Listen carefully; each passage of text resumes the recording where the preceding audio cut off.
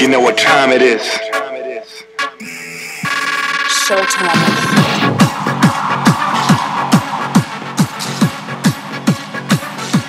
We're born to bounce. Feel the bass. I tell ya. Going to bounce. Get ready. It's showtime. Welcome to Showtime with the Apollos. I am Brent Allen, your host, joined as always by my man on the left, Ren Daxt. Ren, what's up, buddy? I'm on the left. You are. I have leg room. I'm good. I'm good. You got the comfy seat this time, huh? Yeah, I think between being able to have leg room, and if you don't know what I'm talking about, go back to the last Apollos podcast, and you'll see what I'm talking about. I think it's the best thing that's happened to me this week since the Apollos lost. Is the fact that you're on the left side? I have leg room, yes.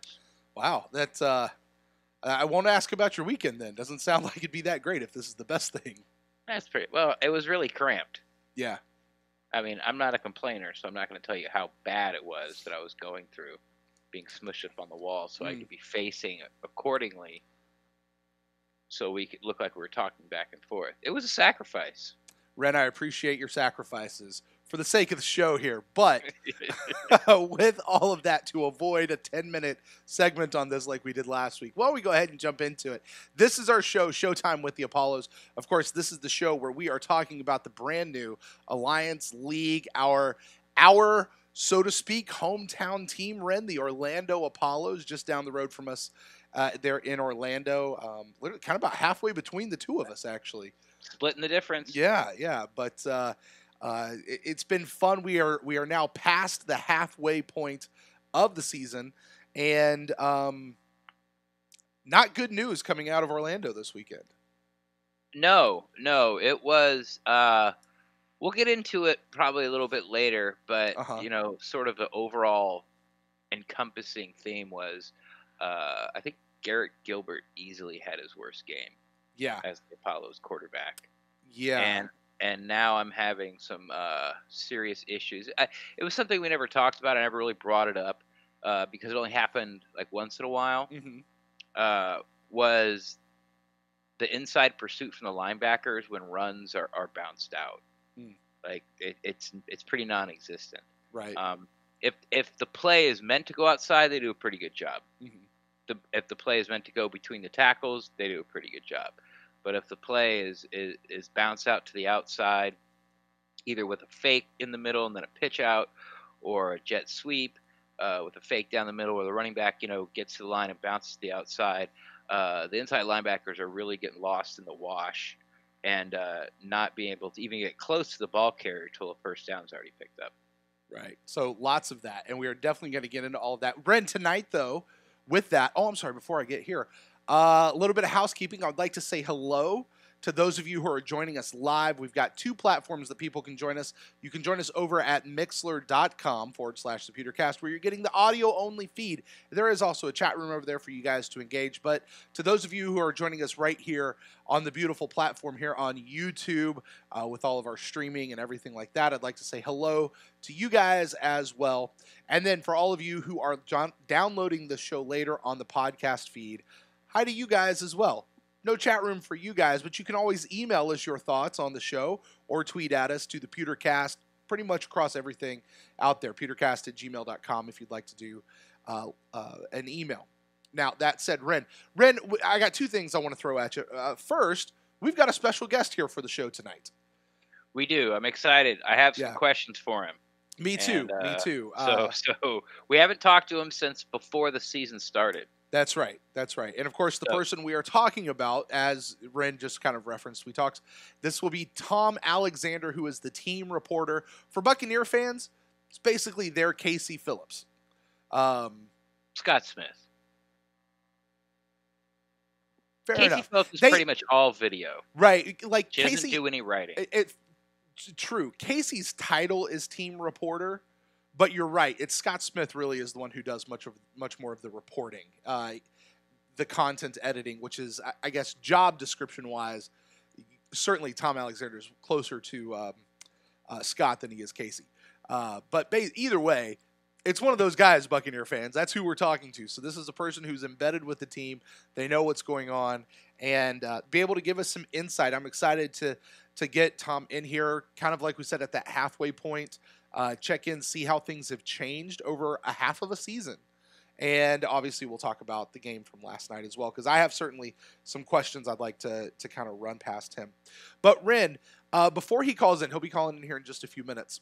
And by the way, for those of you that are joining us live, if you want to call in, the phone lines will be open, but not until after Tom gets here. But Ren, what I'd like to do is just sort of read a little short recap of the game. For those of our listeners who may not have been able to watch the game, I thought we'd try it this week.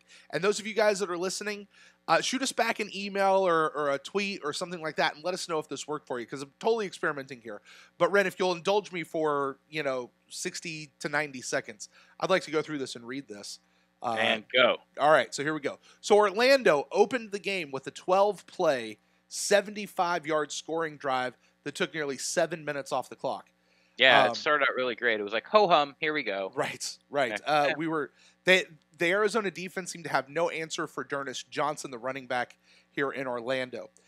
But then Arizona got the ball, and while the Hotshots struggled to get in the end zone on their first two drives, kicker Nick Folk, yes, Bucs fans, that Nick Folk, managed to hit not one, but two 50-plus yard field goals to wind up tying the game. Yeah, that hurt. Yeah. The Apollos eventually answered back with a field goal of their own, but after that, the wheels kind of fell off. Orlando's apparent bend but don't break strategy, which we've heard a lot about in Tampa as well, but we've certainly heard a lot about it over the course of the season. That strategy really seemed to stop working. Arizona put together a long touchdown drive, and then Apollo's quarterback Garrett Gilbert threw his first interception of the season. It didn't lead to any points for the Hotshots, but with Gilbert under duress quite often throughout the rest of the game, as the offensive line didn't look nearly as sharp either, he threw almost a few more throughout the rest of the night. It was. Yeah, he's been getting lucky throughout the year, honestly. Yeah. Like he has, he will sort of throw the ball up for grabs to avoid a sack sometimes, and all of them have fallen harmlessly to the ground. The interception. And like you said, the first one for the season, which is a big reason why the Apollos have been winning games, is not turning the ball over. Mm-hmm. A big reason why the Hotshots haven't. It was really a really great play by the linebacker. Mm-hmm. Like it was like 3rd and 15 or something, and I think if the pass was complete, the receiver was going to have to break a tackle or make a guy miss, still get the first down anyway. But it wasn't a terrible or a dumb pass. Like what were you thinking? It was. The guy made a really athletic. He jumped high and behind him. Yeah, at the same time. The throw was well over his head. The guy just made a really athletic leap. Yeah. Let me do the second half here before Tom calls in. Things did not get a whole lot better for the Apollos in the second half. The offense continued to look out of sync. Apollos linebacker Terrence Garvin, who was one of the leaders on defense, was ejected from the game for throwing a punch, and we're sure to talk about that because I didn't really see that. Despite losing Garvin, Orlando's defense did respond, stopping Arizona's offense and giving our offense multiple opportunities. The Apollos finally capitalized on one of those in the fourth quarter with a 6-play, 98-yard touchdown drive to take the lead within 10 minutes to play. Arizona came back, scoring a touchdown themselves and a 2-point conversion with 5 minutes and 17 seconds left in the fourth quarter to retake the lead. But the Apollos weren't done yet. They managed to drive down into Arizona territory, but Gilbert was sacked and fumbled just after the 2-minute warning. The Hotshots recovered the fumble, but Orlando forced a punt with just 55 seconds left on the clock. Apollos took over at their own 18-yard line after an incomplete pass. Gilbert found tight end Sean Price wide open down the right sideline for a 48-yard play. Price managed to get into the Arizona 34-yard line, but he stayed in bounds, which forced a spike by Gilbert to stop the clock. Another completion right after that. This one was for 23 yards to Jalen Marshall. Got Orlando down to the Arizona 8-yard line with just 10 seconds left to go. Plenty of time for one, maybe two more plays. Could have gotten in there and done it. A touchdown would have done it. Field goal would not have. We needed a touchdown. but a false start penalty on the Apollos when they tried to spike the ball to stop the clock led to a 10-second runoff and therefore ended the game for the Apollos, and they fell 5-1 on the season. It's not a bad record, Ren. It's really not, but it's 5-1. Kind of a crappy way to go, 22-17. Shout out to our special guest of the night, Tom Alexander, for writing the bulk of that thing. I added some of my own editorial into it, but that's Very nice. where a lot of that came from. So shout out to him for doing it. But that's kind of how the game went. It was a struggle. My overall impression of the game, Ren, it was a struggle. It was a struggle. It was a struggle, and got really exciting there at the end. Yeah. And just heartbroken as the game finished. Yeah, the Apollos offense did absolutely almost next to nothing in quarters 2 through 4. Right. Or excuse me, the second and third quarter. The fourth. Yeah, I was quarter, getting ready to ask about the fourth quarter. I was like, wait a minute. Yeah. So they drive down and they they finally put together a drive that ends in some points, and now they're leading. And you're feeling pretty good because there's like 3-4 minutes left. Pretty much if the Apollos get a stop on defense, they could probably run out the clock. Right. But it didn't happen, and then you went over that exciting last drive and what a crappy way to win. But there were some bonehead plays, both of those. Especially the false start I want to ask about, because I think Gilbert was trying to hike the ball to have the Hotshots offside because they were switching personnel. Uh-huh. And I think somebody was on their side of the ball, but in doing that, he didn't pay attention to his lineman being set. It wasn't almost a false start, as in like they didn't get down in their 3-point stance in time. Right, and to that end, Garrett Gilbert in the press conference afterwards said about that specific thing. He said, at the end of the day, it's on me. I thought we had everyone set, but I need to do a better job of making sure we have the guys where we need them. Yeah. So, it's as any good quarterback at that point would do. He put the blame on himself. You're the guy at the podium. You take the brunt for that. But yeah. It's something. Hey, that's Tom right there. Let's give him a call, or let's talk to him. Hello, is this Tom Alexander of the Orlando Apollos? It is the very same. What is going on, my friend Tom? How are you doing tonight? Hey, how are you? Not bad, not bad. Have you recovered after last night's heartbreak? Yeah. There you go. Yeah, I would say so. Maintain that 24-hour rule, right? Yeah, exactly. 24 hours. Yeah. Hey, Tom, it's Ren. Thanks for coming Ren. back on the show. I appreciate it. Yeah, we have some questions for you, buddy. Okay. There's a couple things I want to start. Pretty much sort of the ins and outs of what's going on with the Apollos. I'm going to sort of throw out a possible excuse question. I'm sure you're going to shoot it down, but I think some of the listeners of the podcast don't really understand what's going on. First off, how are you enjoying driving from Orlando to Jacksonville and back at least once a week? It's an experience. It's about 5 hours round trip. I don't do it every day, a couple times a week, usually for Coach's Weekly News Conference, and then for at least one, if not two, of the practices during the week. And, putting a lot of miles on the car lately. Well, can you sort of explain to the listeners that because it was something that went through the news cycle, but it went through rather quickly. Can you explain the reason why you're going up there? And can you also tell us, do you think that it might be starting to wear on the Apollos? The reasons in terms of the laws and things like that have been pretty widely reported. The Orlando Sentinel here in town has done a really good job of covering those aspects of it. But basically, the team has to practice 51% of its practices in the state of Georgia because of some vagaries of the workers' comp laws in Florida with regard to the way professional athletes are covered. Right. That's about as succinctly as I can put it. So for the month of March, the team has been living in a hotel in Jacksonville, and they drive about 40 minutes over the border into Kingsland, Georgia, where they practice at Camden County High School, and then they turn around and bus it 40 minutes back to the team hotel. Yeah. So, sort of second part of that question, do you think that, living in a hotel, not ever getting to sleep in their own bed, is starting to wear on the team? And when do they get to come home? They get to come back. Sorry about that. My dog is freaking out a little bit. The team gets to come home after the end of the month. So heading into the next home game against San Diego. So following that last game of the season against Memphis, the team will get to come home. In terms of it wearing on the team, I don't buy that, only because they were living in a hotel together here in Orlando.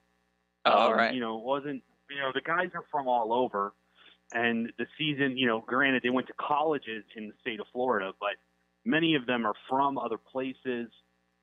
They live all over the state, and things like that. So it wasn't like they had built homes here in Orlando. Some of them had brought their families or their wives to town, and some of them have brought their families and wives up to Jacksonville.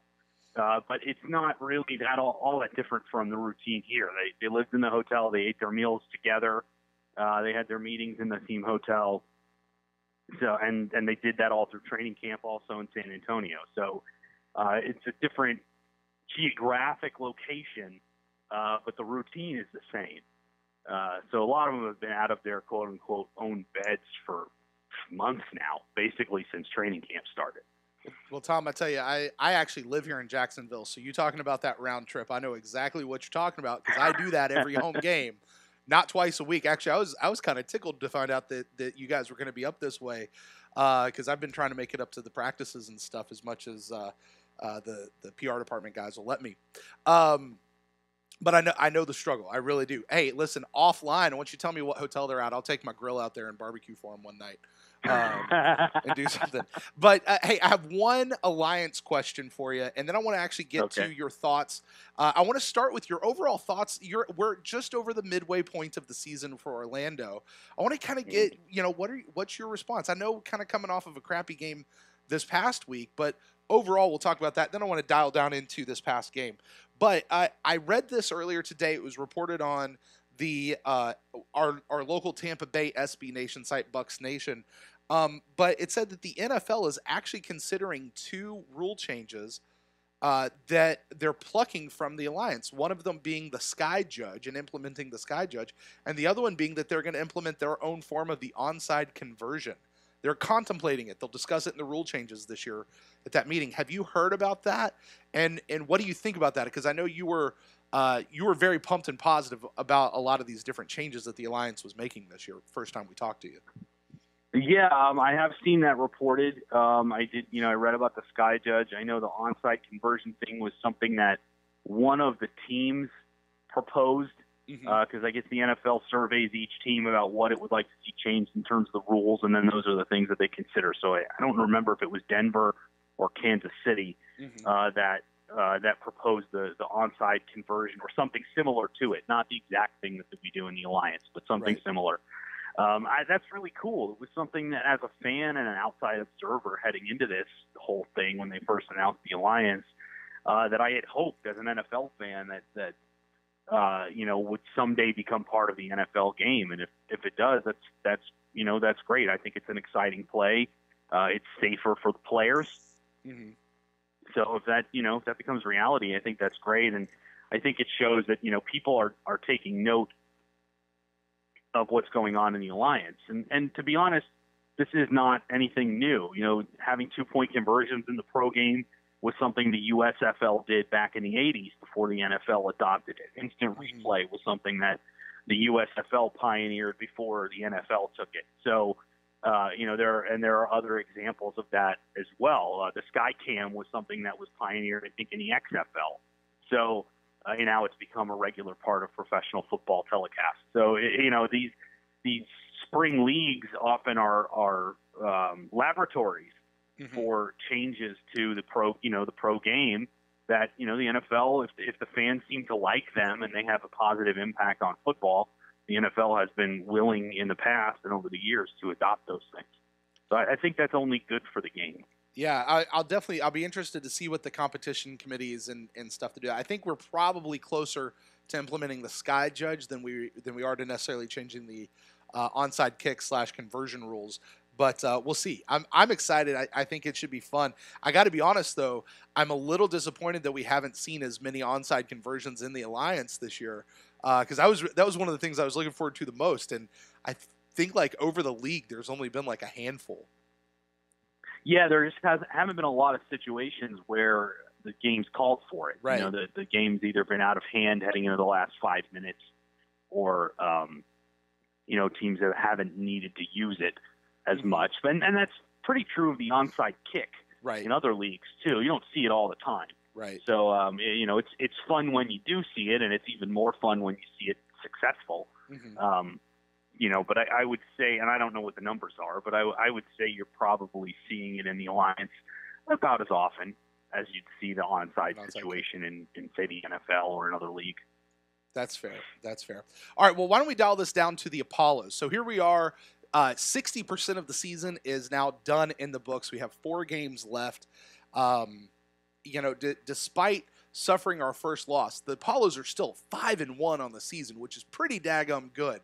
Some of these games have been what I'll call really hard-fought victories, and other ones have actually been pretty dominating. So what's your take? You're there with the team. You're embedded with the team.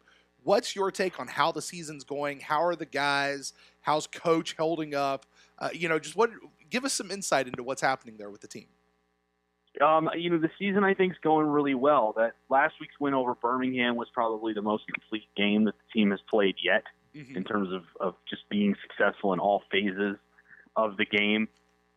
So their, you know, confidence was pretty high heading into this game against Arizona, but everyone also was well aware that Arizona was 2-3 on paper, but they were not a 2-3 football team.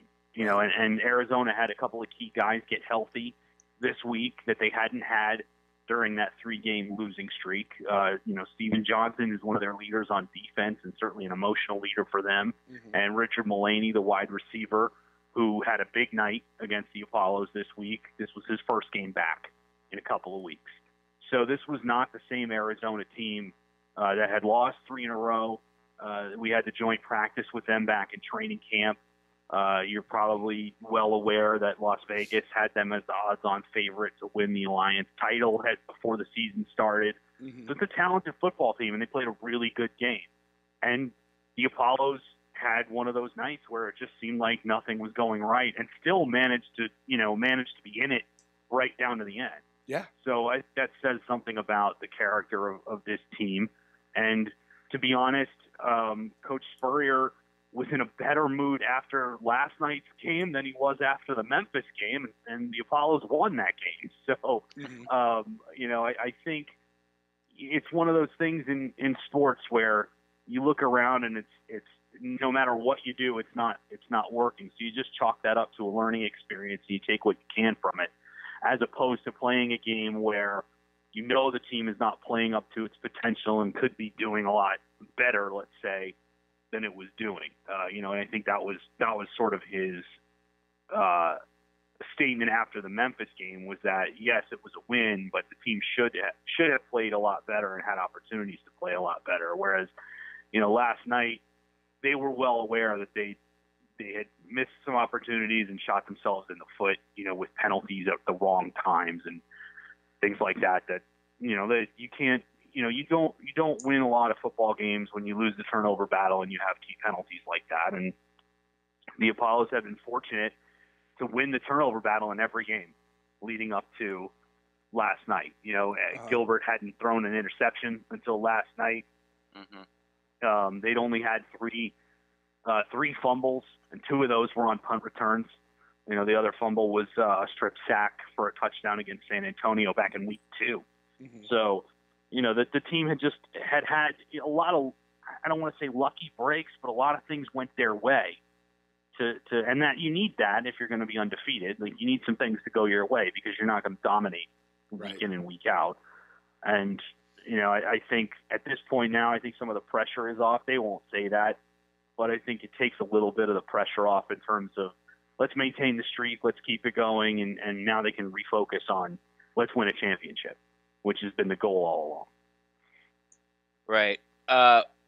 Now that there is a loss, fans are fans. It's real easy sort of not to pick apart the team where they need to improve when you're winning every game. It seems that Orlando, at least following through social media, has a real nice local fan base there with tailgaters and the amount of people going to games. Has there been any pushback now? Especially, I'm talking about Coach Spurrier from the fans, sort of on social media, or things that you've heard. For example, Steve Spurrier's teams are always balanced when they're winning, but until he gets the lead, he doesn't really commit to the run too much, and that's sort of evident if you go back and look. It's like a 2-1. I think 24 runs, 48 passes, or where he passed on 2 field goals. Went for it on 4th down twice and missed both times. Has the halo of Steve Spurrier after his first loss sort of dimmed a bit with the Apollos fans? I mean, you're always going to have unhappy folks, and with social media, they have a place to put all that unhappiness after a loss. I have seen a little bit of that. I would argue last night the Apollos came out and ran the ball early. They had in that first drive, Dearness Johnson had several carries to get them in position. They passed for the touchdown, but they ran the ball quite a bit, and it looked as if the plan going in was going to be run the ball, eat up clock, give Arizona as few opportunities on offense as possible so that, we know they're going to gain yards. Let's just limit the number of times they have a chance to gain yards so that we can outscore them. That kind of goes out the window when your drives start to fail in the red zone. You've got to settle for field goals, and then you get behind. Now you have to throw the football. So I don't know that it's coach not committing to the run necessarily until he's got the lead. That happened certainly earlier in the season. I don't think that was the plan this week going in, just from what I've seen. Not going for the field goal in those 2 spots. You could make the argument about the one drive where they got down to the Arizona 5. They probably could have, kicked the chip shot field goal, but the other 4th down on which they went for it, they were at the Arizona 34. You're talking about a 51-yard field goal, which would have been Elliott Fry's longest attempt of the season. I think his 47 might be his longest so far this year, and he's an extremely accurate kicker, and he does really well in the clutch, but I'm not quite sure how big his leg is. Coach Spurrier would know better than anyone how big Elliott's leg is because he coached him in college at South Carolina. He's very familiar with Elliott's abilities. So I'm sure that entered into that decision. Especially with an offense like that, it's 4th and 10. You go for it on the 34. Okay, either you throw an incompletion. Arizona starts with okay field position, not great, or you complete it and you come up short. Arizona starts with cruddier field position. So, that's kind of a numbers game too. A lot of coaches have started to go for it on 4th down in that end of the field, especially in that area. So, people can be upset about the loss, say whatever they want to say, but I don't know that it's the halo is tarnished or anything like that. It's one loss. Right. We're not moving the numbers. We're not moving numbers from the back of the helmet to the side of the helmet, right? Because everybody's still looking at us from behind, right? Is that what Michael Waddle would say? I haven't heard anything about that yet. Yeah. No, I mean, considering that we're in a position now where if we beat Atlanta next week, we'll clinch a spot in the Eastern Conference Championship already. Okay. I don't see any reason for anyone to hit the panic button at this point. Sure. Let me ask you. You were talking about Gilbert, our quarterback. Just kind of looking at the numbers, he went 23 of 48 for 268 yards last night. Ends up the night with a 70.5 QBR. Is this his worst game, like statistically speaking, as an Apollo? Yes. Yeah, it is. His lowest QB rating, lowest completion percentage. Obviously, first interception, first game where he's had 2 turnovers. Yeah, it was. He looked a little out of sync early. Credit Arizona's secondary as well. They batted down a lot of passes. They bracketed Charles Johnson last night. I mean, Charles Johnson was held to his worst statistical performance of the season. That opened things up for Jalen Marshall, who had 98 yards. But even still, if you look at the numbers, those guys caught a lower percentage of their targets than they normally do, and some of that is because the coverage was so good. Right. Yeah. I'm agreed. looking at those numbers right now, and you're right. They barely anybody got over a 50% catch rate on their targets. So. Exactly. I mean, a lot of balls got batted down. Arizona dropped at least 3 interceptions that they could have had. And the Arizona front seven was in Gilbert's face all night long. The offensive line didn't have its best game either. Yeah, that was going to be my next question of not only Gilbert, but also the offensive line really seemed to struggle. I went back and got to watch some of the highlights a little bit earlier tonight, and I'm an offensive line guy, so that tends to be where my eye goes after I've watched the first pass of the game. And they did seem to struggle quite a bit in this particular game. Yeah, they did, but Arizona also has a very good pass rush. So it's one of those nights where you either you have your rhythm or you don't have your rhythm, and if you're playing against a really good team, they're going to exploit that. And Arizona did that, and it just threw everything off the rest of the night. After that first drive where things seemed to be clicking, then things didn't go as well, and it just sort of snowballs. And then you force some throws and try to make things happen. And then, that's when an interception happens, and one thing and then another and then another. And before you know it, you're, trying to get down at the 8-yard line to score a touchdown, to win the game. It was one of those nights. Was that probably the biggest surprise, was Arizona's defense, how good they were? I mean, outside looking in, you're a fan, you follow the Apollos, you don't really follow the Hotshots too much. But you look into it, their quarterback was turning over the ball, their offense was turning over the ball, sort of putting their defense in bad positions. Is this the best defensive performance you think you've seen against Steve Spurrier and his Apollos offense so far this year? Yeah, I would say so. So far, I mean, this was other than the San Antonio game in week 2. I would say this was the closest. It's kind of a feeling. As the game goes on, even if you're behind, you have that feeling as an observer and somebody who's not down on the field of this is still in hand. They're going to be okay, that kind of a thing.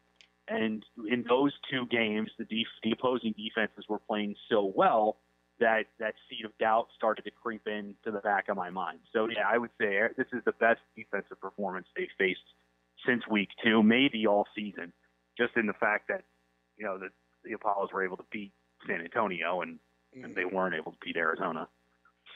Right. Well, speaking of defense, Tom, and I don't know how much you can go into this, especially given your position, but our defense, Terrence Garvin gets ejected from the game for throwing a punch. Now, I got to be honest, I missed it live. I didn't see it. And in fact, I had to go back and rewatch the film on it like 2 or 3 times before it didn't look like a punch to me. I'll be real honest with you. It didn't. But, ref saw what he saw. It was kind of close quarters. It was in there. What's kind of your take on this whole thing with the punch and, how is the team responding to that? I know Coach Spurrier was not happy with that. Certainly you could tell by his reaction, and then certainly things he said in the press conference later, just talk about it, how much of an embarrassment it was. Talk to us about that a little bit.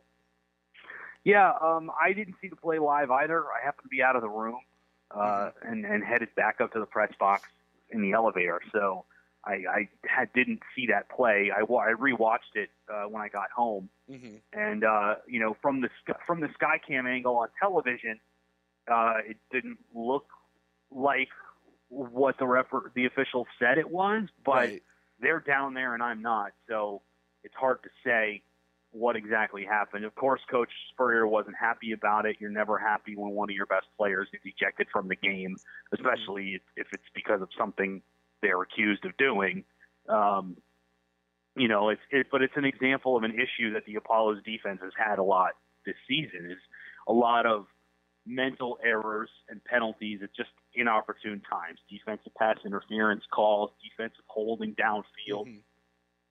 Something like this where, if you notice after Garvin leaves the game, Arizona's suddenly able to run the ball a lot more, and that extends drives.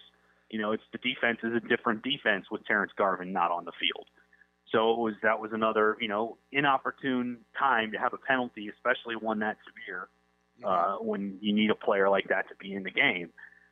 So I think it was more a symptom of an ongoing issue that coach has, spoken about freely multiple times this season.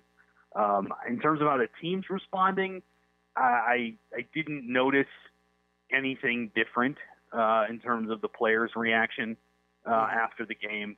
It was just one of those things. I think they were more concerned about just losing the game in general, sure, than they were about that particular play. So Garvin's still on the team because Spurrier he don't put up that stuff. Every bit of information I have says that is correct. He's still on the team. You don't want to break some news right here on the Showtime with the Apollo show there, Tom? I have nothing to break. All right. Well, one more question, Tom. We'll get you out of here for the night. Regardless of all the failures of the team in so many ways, the shooting themselves in the foot, as so many people have put it, and just whatever, the team was still in it right up to the very end.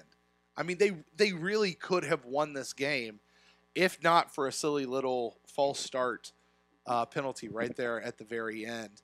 I mean, Tom, that speaks tons to me about this team. I mean, there was no quit in this team. They didn't give up. They didn't just lay down and let the Hotshots run over them when things weren't working. Can you speak to any of that, like, that false start at the end, or just kind of how the team handled, the game and in light of a not really great game? You're right. I think it absolutely speaks to the chemistry of the offense, the defense too. The defense had to come through and get some key stops there late in the fourth quarter to get the ball back. They had to force a couple of 3-and-outs to make sure that the offense had a chance to win the game and get back in it. It was not Garrett Gilbert's best night, but he still managed to command the drive to get them down the field. Sean Price, got wide open on that play, and you can, say whatever you want about him staying in bounds or whatever, but that was a huge play. And then Jalen Marshall has another huge play after that and makes a great catch to get them down inside the 10. The penalty, is what it is. Gilbert himself took the blame for it after, saying he needs to make sure that everyone is where they need to be before he calls set, right, to spike that ball. So, and maybe he's right. I'm not sure. Maybe it was adrenaline. It's hard to say. That's a tough way to have a game end, of course, especially when you're close. But even then, you've got one, maybe two shots at the end zone to try and win the game from the 8-yard line against the secondary that's been pretty successful against you all night. So it was no guarantee that they'd come back, that they would have won the game had they been able to get a playoff down. Yeah, that whole play was just weird. I have a theory that Gilbert was trying to catch actually the Hotshots offsides from guys coming in and off the sideline, but neither here nor there. It's a loss. We had to talk about it. We're still huge Apollo fans. I still think we have the best team in the league. I think, our receivers drop the ball less. Our running backs are, top notch. Our front seven, best coaches. It's almost embarrassment of riches, and it just didn't go our way. I want to thank you for coming on, but you have started your own podcast, an official Apollo's Podcast Week. Can you, tell everybody where that is and where they can find you, and anything else you want to let Apollo fans know, where they can find your work? Yeah, the official Apollo's Podcast is called the Take Aim Podcast. You can catch that every Tuesday.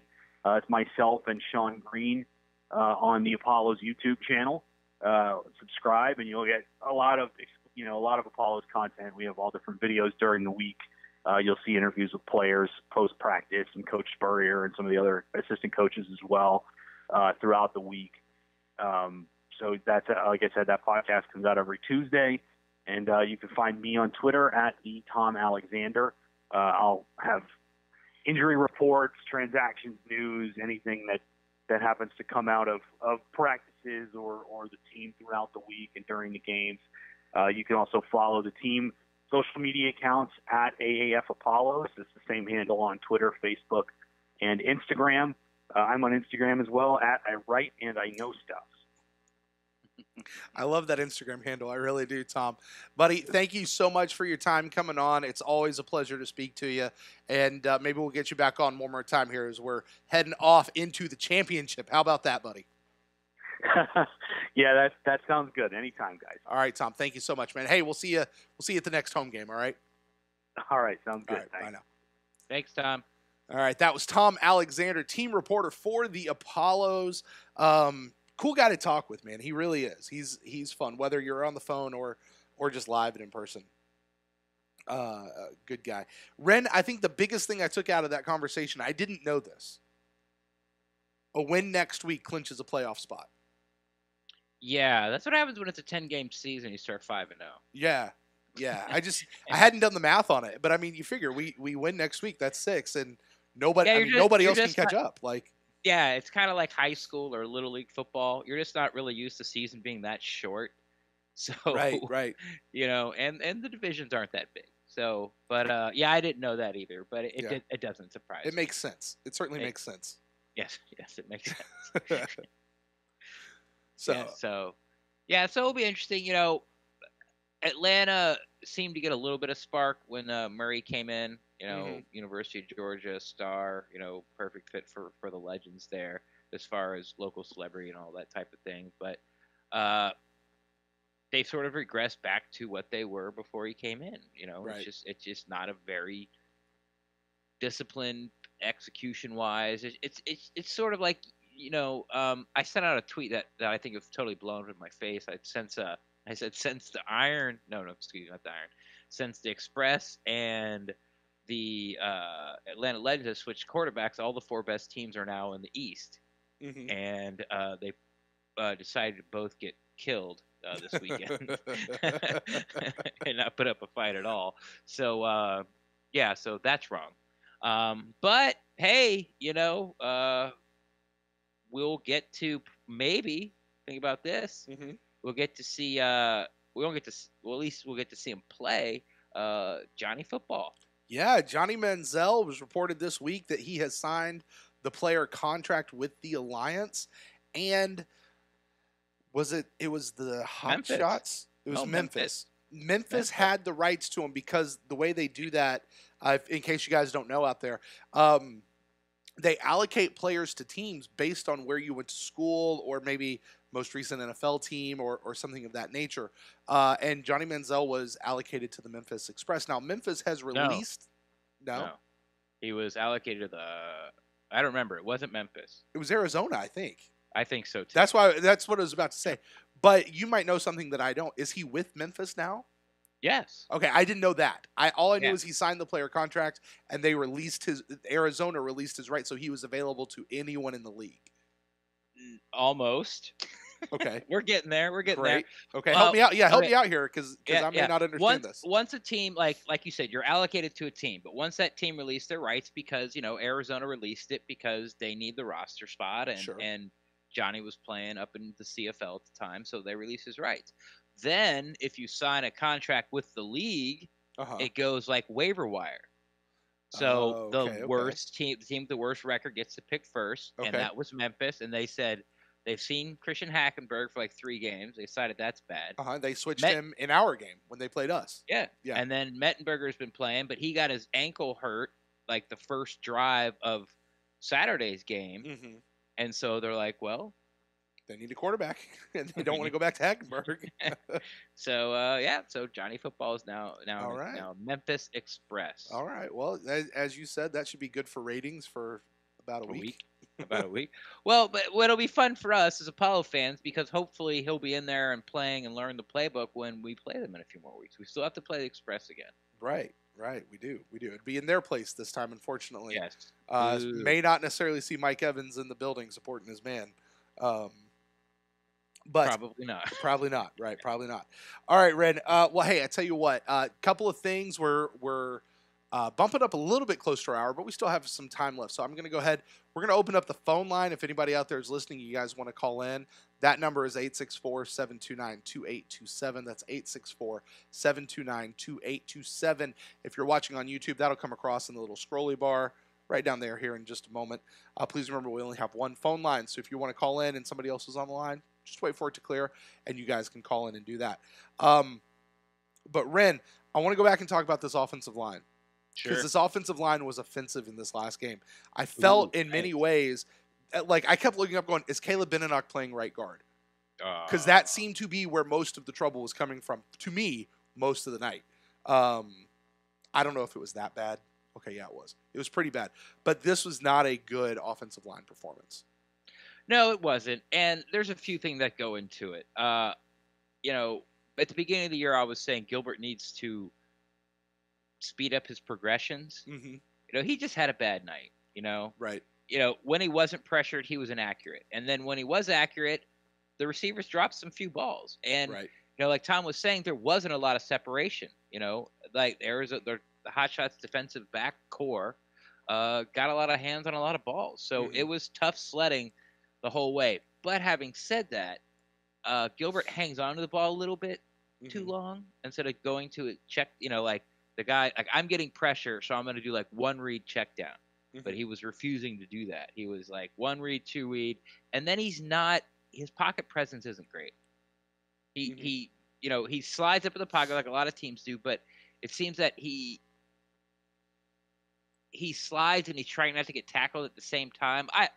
It's sort of hard to explain, but I think he holds on the ball a little bit too long, and his pocket presence, as far as feeling pressure, is not very good. Right. So, other quarterbacks that might take a step to the right or the left to be able to, you know, get the ball off, or maybe even, you know, continue to run.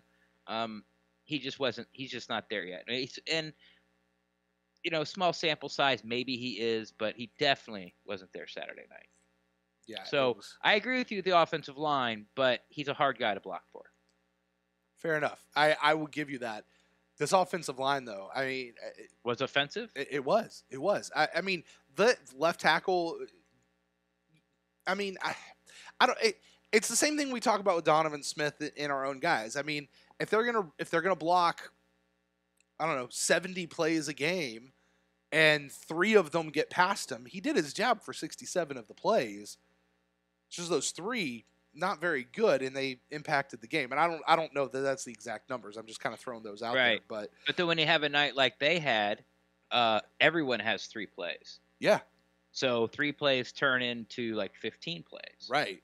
Right. And then now you got a problem. Right. And then sometimes your running back does something weird, or your quarterback does something weird, or they hang on to it. And so all of a sudden that extends out to 30. But now half your plays are jacked up. Or, you know, as you mentioned, maybe you're actually asking your offensive line to hold these guys and block these guys a lot longer than, you know, perhaps you really should. You know, what's really fair of them. So, but yeah, so there's that. This is funny. I was watching some stuff back with my 6-year-old Jude, and was explaining to him the idea of a sack fumble. Because I'm trying to teach him football. You know, I'm trying to teach him the lingo and everything. You know, being a good father. And he just looks at me and goes, "Oh, is that a sackable?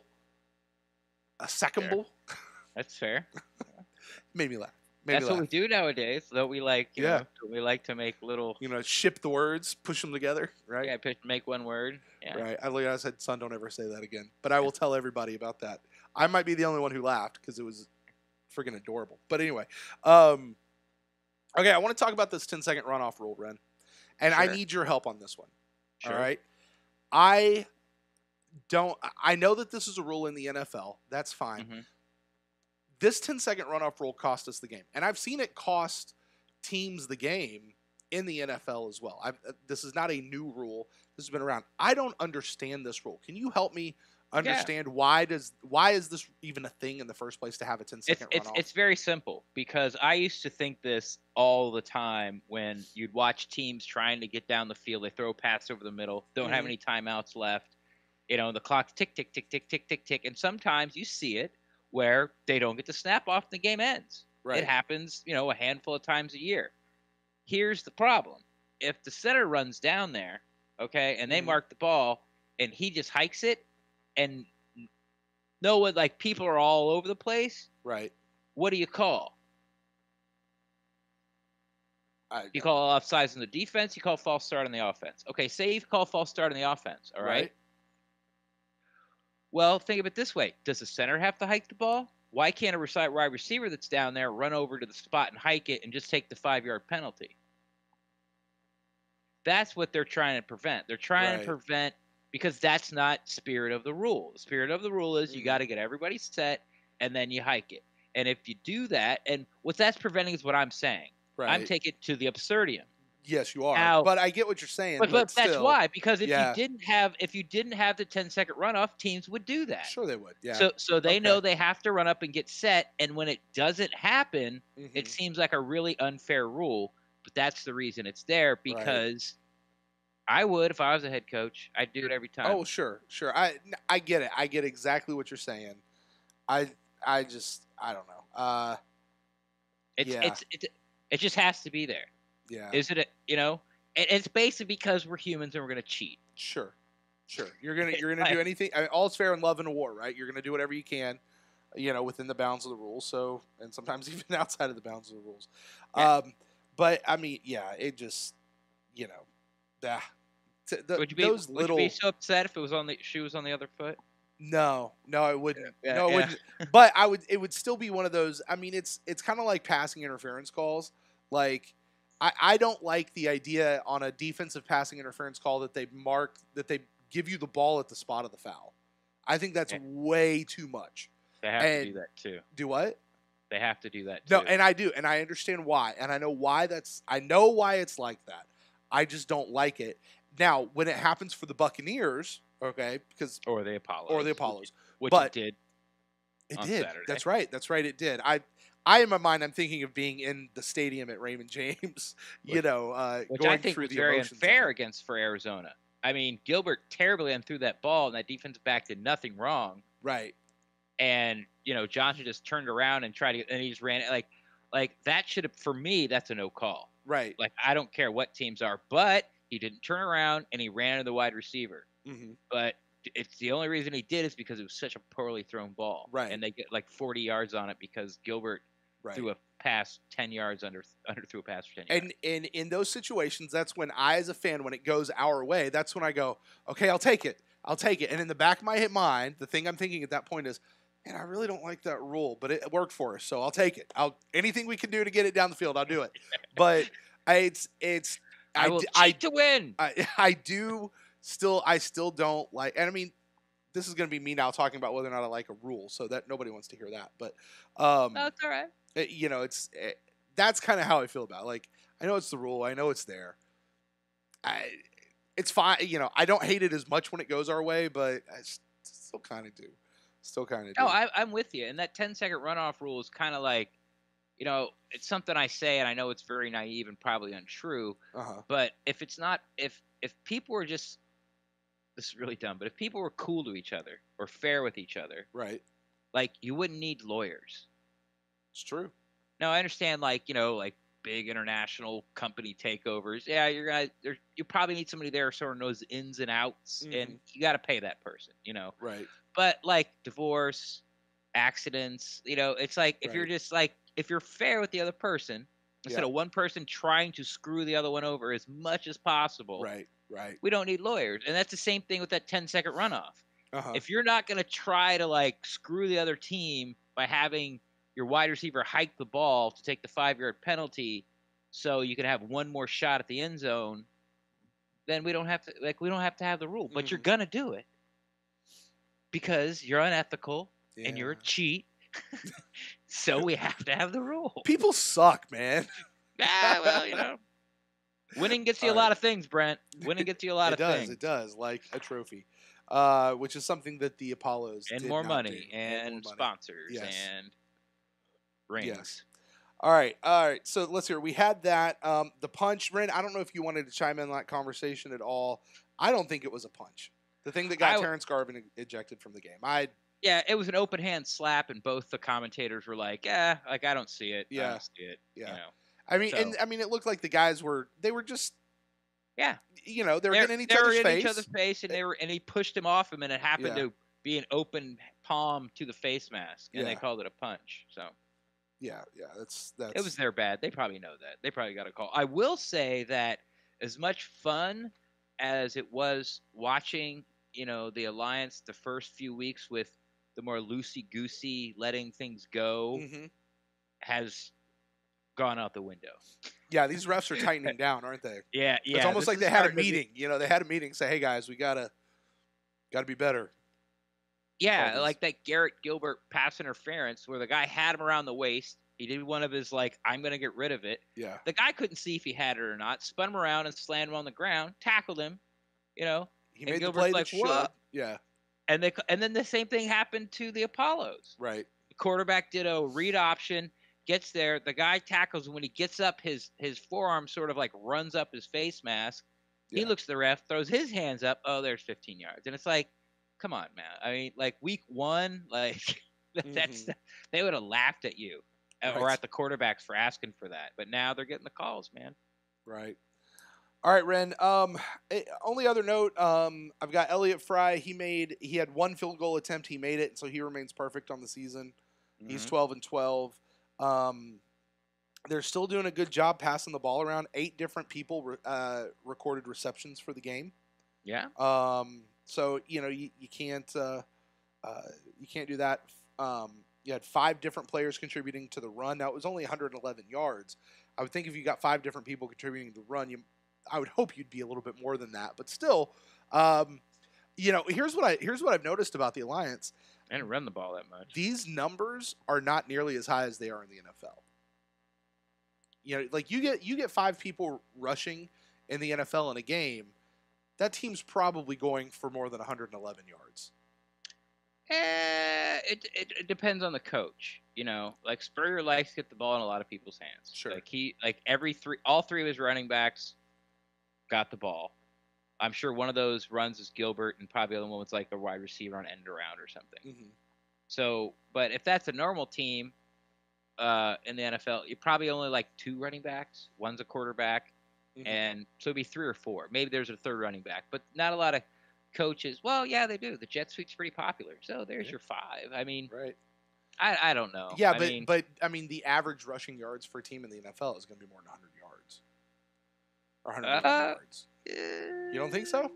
I don't know. I don't have the numbers right in front of me. I'm just telling you my overall. I will say that these monster numbers, because we're fantasy football players that you see week in and week out, right, don't exist in the No. like. There's no receiver that gets like 3 touchdowns and 200 yards. Sure. There's no quarterback that's throwing 400 yards and 4 touchdowns, like week in, week out. Like somebody will do that in the NFL. Right. So well, I mean, our guy Jameis Winston routine. I mean, if he has less than a 300-yard game, it's kind of a disappointment. You know what I mean? Yeah. Like Yeah. you just expect he's going to be over 300 yards, maybe 350, somewhere around there. And that's just and that's Sunday. normal. Yeah, that's Sunday. That's a day at work. It's a day at the office for Jameis, right?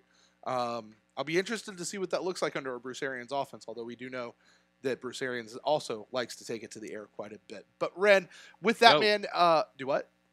I said, yo. With that, we really are up against our hour, so I'll throw it over to you, man. Any final thoughts, anything we didn't get to touch on? And when you're done with that, man, take us on out of here. Well, take us on out of here? Yeah, like, the wrap-up stuff. Do my wrap-up. Do the thing. Do the thing, Ren. Do the thing. Yo. Final thoughts, don't panic. A question I threw at Tom was about how Spurrier doesn't run the ball a lot once he's behind. Mm-hmm. Tom sort of, came back and he goes, well, they ran it in the first drive. Well, yeah, they weren't behind. Sure. And they scored, and then once they got behind, they quit running. But that's sort of Spurrier's MO. Look for that. There's not going to be a lot of defenses out there that's going to be able to hold them to and make them look as bad. I don't think there is any. As you saw there Saturday, I really think they're probably just going to roll right through, the rest of the regular season. They might lose one more, but I doubt it. They get to play Express again. They get to play We got the Legends coming up again. The Legends again. Who's the other We'll one? have to play the Iron again, which will be another good game. That's 3 of our last 4, and then the other one's the Fleet. We're taking on the Fleet this weekend. No. Right. Which are not this weekend, but we have to play the Fleet. Yeah, we have the Fleet coming up. Yeah, and they're really up and down. Yeah, like they're a really up and down team. So, but you say that we thought that we were going to kind of roll over the Hotshots a little bit this week too. So, yeah, but once the game started and the announcer started talking about stuff, I was like, I should look that up. And even though we hit it, they had a 3-game losing streak, but really it was their quarterback, and I was sort of waiting for these turnovers to happen. Right. They never threw at Razor. Right. They never threw towards his way. They found a guy. I can't remember his name. It was number 20. They kept picking on him. They kept going after him. He got a couple pass interference penalties. So they had the game plan and they executed. Yeah. We had a bad game, still almost won. That's the thing to take away from this. We had a bad game and still almost won, if not for what I'm going to call a stupid rule. And definitely a dumb penalty. Like, a penalty, dumb on our part. Like, our guys should not have committed that penalty, is what I mean. Yeah, he had plenty. He had like 8 seconds left. He had plenty of time to let everyone get set. So we could have had a shot in the end zone for the win, like you said, maybe 2. So everything's still bright in sunny Apollo land. But if you'd like to talk to me about it, or the Tampa Bay Buccaneers, you can find me on Twitter at Rendax, REN_DAXT. I'm always down to talk professional football. There you go. And if you guys want to get in touch with me, you can find me at Brent Allen Live on Twitter and on Instagram. And if you want to follow the show, you can do that to the PewterCast at gmail.com as an email. If you want to follow the show on Twitter, you could do that at the PewterCast or at facebook.com/the PewterCast. Guys, make sure you join us next week for Showtime with the Apollos. We'll be right back here Sunday night, 10 o'clock. Phone lines will be open. Who knows who we might have as a special guest next week? Might just be you. Or not. Anyway, listen, you never know. The Orlando Apollos are going to be traveling to Atlanta. We'll be taking on the Legends for the second time. If you guys remember way back in week 1, we opened our season against them. Put a pretty good whooping on them, Ren, but they've had a good little run here recently. Except I think you said that they got their butts handed to them today. Yeah. We should win. Yes, we should definitely win. This is Saturday at 2 o'clock, and it will be on TNT if you guys want to watch it, or if you're in the Atlanta area, you guys can head out there. And who knows? Maybe join me at the game. We'll see what happens. How far is Atlanta? For me? Yeah. 6.5, 7 hours. You're going to drive 7 hours. It's a good excuse for a trip. To where? To Atlanta. To do what? God, there's World of Coke. I could go be on the Family Feud. I could crash the Marvel set and go see what movie they're making right now. Dude, there's a lot of stuff to do in Atlanta. Hey, I could hit up some comedy clubs because, travel back to that part of my past. We have 2, and they suck. Anyway, with that, we're out of here. You guys have a great week. Go Bucs. Go Apollos. Take aim.